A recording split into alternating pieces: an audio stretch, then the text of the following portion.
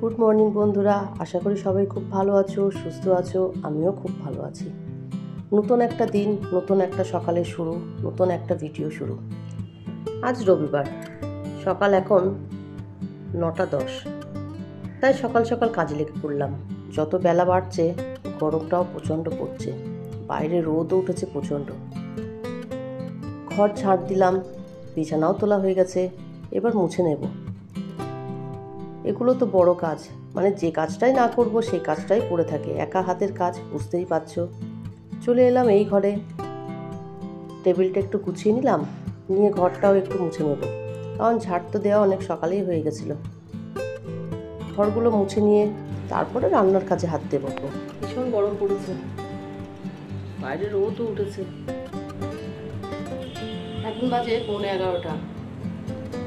11:15টার সময় রান্নাঘরে চলে এলাম। ঘর গোছানো হয়ে গেছে, এবার রান্না করব। কি মাছ এনেছে চলো তার আগে দেখাই। দেখো, আজকে নিয়ে এসছে গলদা চিংড়ি। রবিবার মানেই একটু মাংস না হলে চলে না, অন্য কিছু যাই করি না কেন, সানডে মানেই হচ্ছে চিকেন। কি করা যাবে, আজকে তো চিকেন আসেনি, আজকে গলদা চিংড়ি, তাই ভাবলাম চিংড়ির মালাইকারিই করি। চলো মাছগুলো ধুয়ে কেটে পরিষ্কার করে নিই। মাছগুলো আর সিঙ্কের মধ্যে দেবো না, বাইরে নিয়ে যাব, বাইরে নিয়ে গিয়ে এগুলো পরিষ্কার করে নিয়ে আসবো, নাহলে এখানে প্রচণ্ড গন্ধ হবে, মাছি হবে। আমি সাধারণত সিঙ্কের মধ্যে মাছ মাংস ধুই না, কারণ আমার যখন সুবিধা আছেই বাইরে পরিষ্কার করার, তাই আমি মাছ মাংস সবসময় চেষ্টা করি বাইরে নিয়ে গিয়েই ধুয়ে পরিষ্কার করে নিয়ে আসার। তাই নিয়ে চললাম বাইরে, এগুলো বাইরের থেকে কেটে পরিষ্কার করে নিয়ে তারপরে ঘরে আসছি।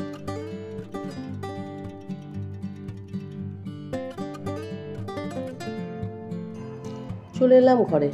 ঘরে এসে আগে ভাবলাম নারকেলটা ভালো করে কেটে দুধ বের করে নিয়ে, আমি নারকেলটা কেটে নিয়ে মিক্সিতে দিয়ে দিয়েছিলাম। এটাই মনে হয় আমার কাছে সহজ পদ্ধতি। দেখো, মিক্সিতে দিয়ে একদম দুধ বের করে নিয়েছি। আর এদিকে মাছটাও ধোয়া হয়ে গেছে। এবার মাছটার মধ্যে নুন হলুদ মাখিয়ে দেব।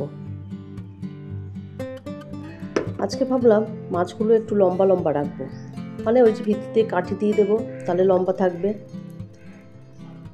দেখো, লবণ হলুদ মাখিয়ে এবার এর মধ্যে দিয়ে কাঠি দিয়ে দিলাম, তাহলে মাছগুলো দেখতে ভালো লাগবে, গোল গোল হয়ে যাবে না।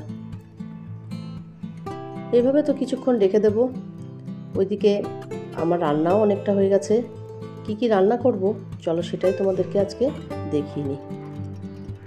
এখানে তো চিংড়ি মাছ রেডি করলাম, দুধটাও বের করা হয়ে গেছে। আর করব বেগুন ভাজা, এটা পাট শাক, পাট শাকটা একটু ভাপিয়ে রেখেছি, আর ডাল সিদ্ধ হচ্ছে, আর ভাতও ফুটে গেছে। চলো রান্নাটা তাহলে ঝটপট করে নিই। সব রান্নাই শেষ, শুধু মালাইকারিটাই এখন করব। তাই ভাবলাম চিংড়ি মাছের মালাইকারি আমি কিভাবে করি তোমাদের সঙ্গে একটু শেয়ার করি। দেখো, মাছগুলো তো আগেই ভেজে নিলাম, ভেজে মাছগুলো তুলে নেব। এবারের মধ্যে গোটা মশলা দেবো, মানে তেজপাতা, জিরে, দারচিনি, এলাচ, লবঙ্গ।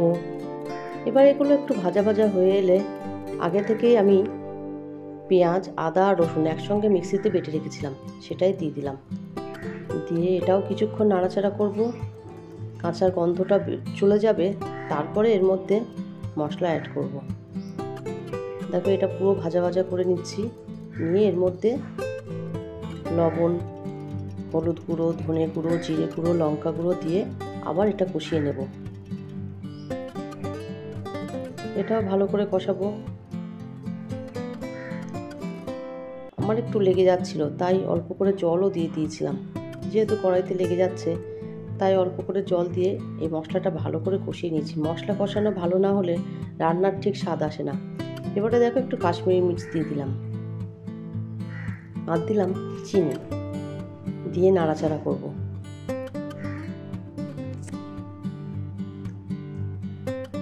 ভালো করে কষিয়ে নেব। তেল ছেড়ে এলে এর মধ্যে দিয়ে দেব চিংড়ি মাছ, মানে ভাজা চিংড়ি মাছগুলো দিয়ে মশলার সঙ্গে কিছুক্ষণ একটু নাড়াচাড়া করব। তাহলে মশলাটাও ভিতরে ঢুকে যাবে আর খেতেও দারুণ টেস্ট হবে। এটা কিছুক্ষণ নাড়াচাড়া করার পর এবার আগের থেকে আমি নারকেলের দুধ বের করে রেখেছিলাম, সেই দুধটা দিয়ে দিলাম। আমার কিন্তু পুরো দুধটা লাগেনি, কিছুটা রেখে দিলাম, থাক কিছু একটা করে ফেলবো দুধটা দিয়ে। এবার একটু নাড়াচাড়া করে ঢাকা চাপা দেবো। নামানোর আগে একটু গরম মশলা ছড়িয়ে দিলেই রেডি হয়ে যাবে। চলো আজকে রান্নাগুলো তোমাদেরকে দেখিয়ে নিই। ভাত তো আছেই, সঙ্গে আছে বেগুন ভাজা, পাট শাক ভাজা আর আম ডাল মানে টক ডাল। আর আজকে রবিবারের স্পেশাল হচ্ছে চিংড়ি মাছের মালাইকারি। রান্না বান্না তো কমপ্লিট হয়ে গেছে, এদিকে আমার স্নানও করা হয়ে গেছে, ওদের খাওয়ার সময় হয়ে গেল। তাই ভাবলাম একটু সাজিয়ে গুছিয়ে দিই, ওদেরকে খেতে দেব। তাই ভাতগুলো বেড়ে নিলাম। দেখো কেমন হয়েছে, তোমরা অবশ্যই আমাকে কমেন্ট করে বলো।